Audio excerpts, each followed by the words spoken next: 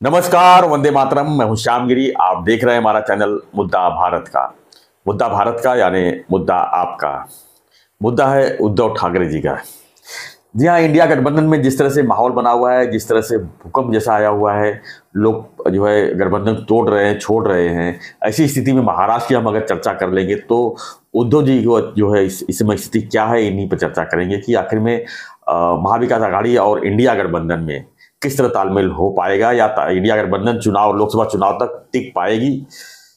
Sir क्या मानते हैं आप सर कि इंडिया गठबंधन में जिस तरह से रोज एक न एक जो स्थिति बन रही है, अभी नीतीश जी जाने के बाद जो है जो सर्वा तो ममता बनर्जी जाने के बाद, अभी केजरीवाल जाने के बाद, अभी अखिलेश यादव भी बोल रहे हैं इंडिया गठबंधन क्या फायदा है। हाँ, तो सर पटनायक भी अलग हो ही गया है। तो ऐसी स्थिति में सर महाराष्ट्र में अगर बात करें तो उद्धव जी की सेना तो पहले ही चली गई है, पवार साहब की सेना पहले से चली गई है। ऐसे में सर महाविकास आघाड़ी क्या भविष्य देख रहे हैं सर, खासकर उद्धव जी का?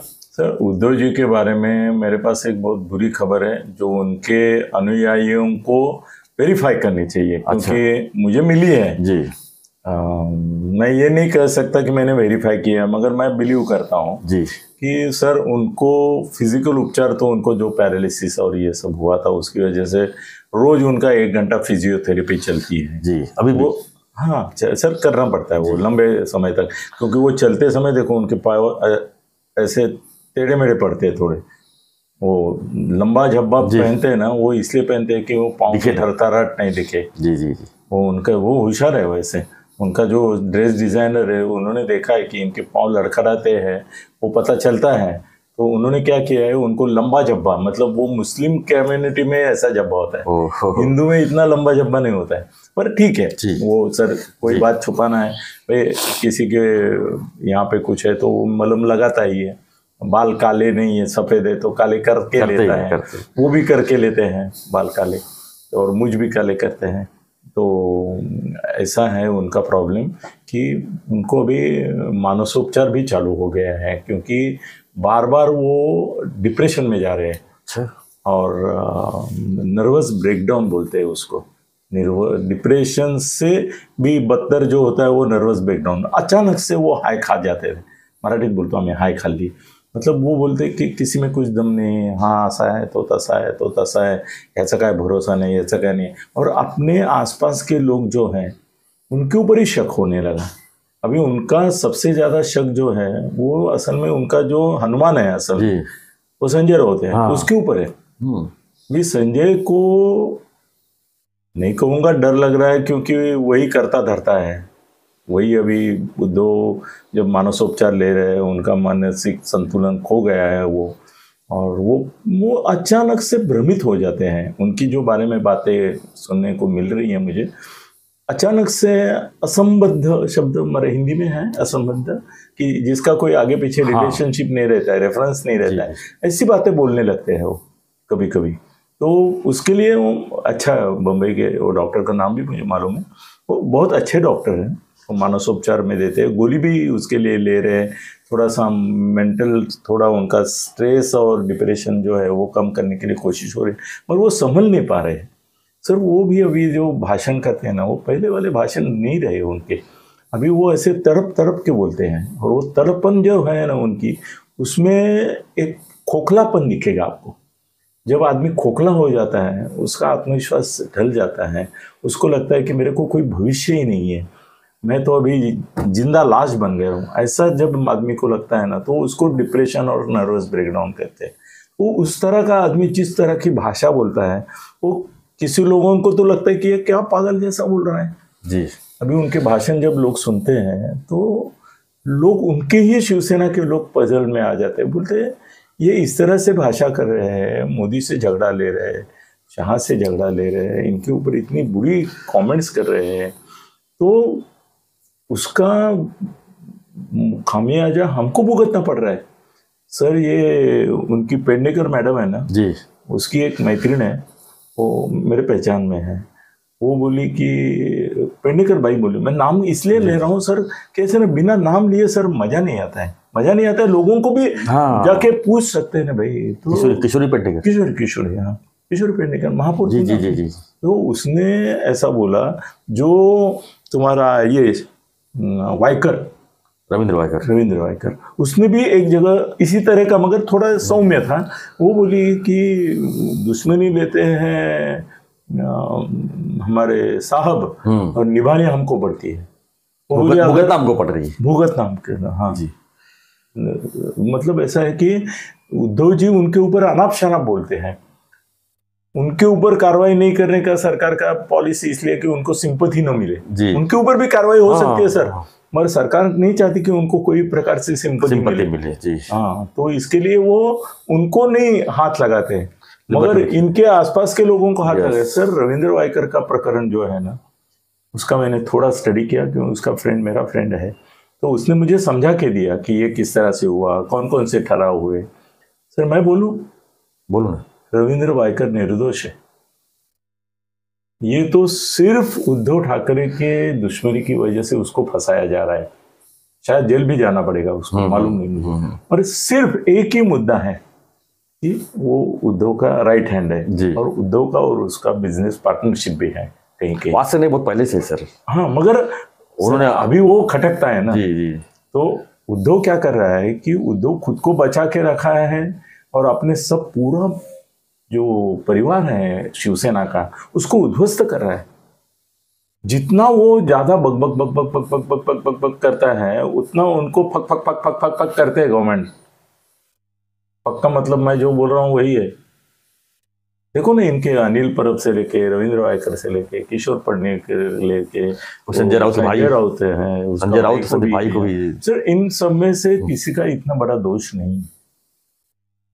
सुजीत पाटकर को भी मैं जानता हूँ, पर्सनली मैं जानता हूँ, क्योंकि संजय का वो खास आदमी था। मैं कई बार उससे भी बात हुई है मेरी। संजय के बारे में भी जो हो रहा है वो संजय ने खुद ओढ़ लिया है क्योंकि वो बोलता है। मगर उद्धव जी का दुश्मनी ये लोग इनसे निभा रहे ना। अगर उद्धव अपना मुंह थोड़ा संभाल के भी बात करता, हाँ सर, पवार साहब भी बात करते हैं, मगर पवार साहब को उन्होंने हाथ नहीं लगाया, सुप्रिया को हाथ नहीं लगाया, जबकि वो पहला इंक्वायरी का टारगेट होना चाहिए था।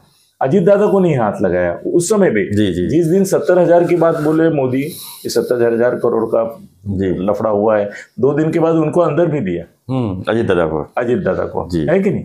तो सर उद्धव जितना कम बोलेंगे ना, उतने अत्याचार उनके पार्टी के ऊपर कम होंगे। उनके अभी सर भगवान से प्रार्थना कर रहे हैं कि उद्धव को सद्बुद्धि दे और थोड़ा कम बोले, उनकी वजह से हमको तकलीफें हो रही है।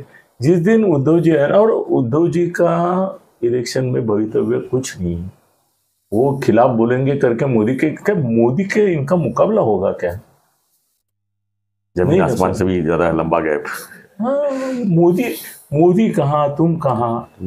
सर वो चूहे के बारे में ऐसा बोलते हैं कि चूहा बोलता है कि मेरी जो जात है वो हाथी की है। हाँ। क्यों? कि मेरे को भी दोस्त ये है, क्या बोलते हैं वो, सब कुछ हाथी जैसा है। बचपन से ही मैं बीमार रह गया करके चूहा रह गया। हाँ, तो वैसा हो रहा है, ये चूहा है मोदी जी के सामने। तुम अरे लायकी है क्या मोदी के बारे में बोलने के? और उसको कौन बताएगा?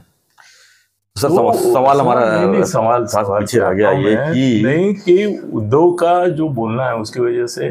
सर तुम शरद पवार जी का फोन नहीं लेते हो, उनको फोन नहीं करते हो सर, उनके अंदर जख्म है। वो संजय को कई बार वो बोले कि ये इतना उद्धट उन्मत्त है कि इसको मुख्यमंत्री बना के भी मैंने गलती की।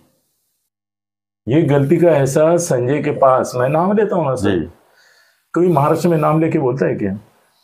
उन्होंने कई बार बोला कि उद्धव को मुख्यमंत्री करना मेरी गलती थी, या तो एकनाथ शिंदे को ही डायरेक्ट बनाना चाहिए था। किताब में भी लिखा ना, उन्होंने लिखा है क्या? हाँ वो लिखा है, हाँ गलती थी। तो सर उद्धव के प्रति नफरत है। और ये जो तो हमारा अंबेडकर है प्रकाश, वो भी उनको उनकी दिशा भूल कर रहा है। उसको 25 सीट चाहिए सर। क्या बात कर रहे हैं? और ये देने वाला है क्या उसको? ये जब 2 और 5 की बात करेगा तो प्रकाश अंबेडकर तो पहला लफड़ा मार के निकल जाएगा। तो ये प्रकाश अंबेडकर के लिए दुनिया से झगड़ रहा है पागल जैसा। क्या मतलब है? अरे प्रकाश अंबेडकर तुम्हारा है नहीं, वो बीजेपी का है, तो तुम उसके पीछे लग के बोलते उसको 5 सीट दो, 10 दे, तो वो मानेंगे क्या? और कांग्रेस के साथ इनका कितना बुरा रिश्ता है सर।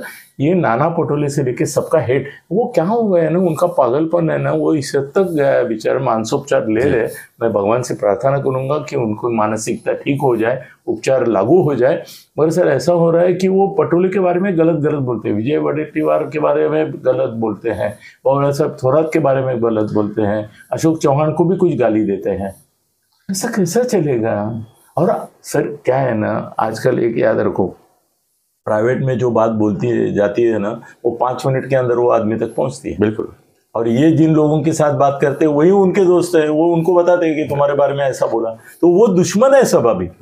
उद्धव के दुश्मन मोदी, शाह, फडणवीस और ये बावनकुळे वगैरह नहीं है। उनके दुश्मन कौन है मालूम है?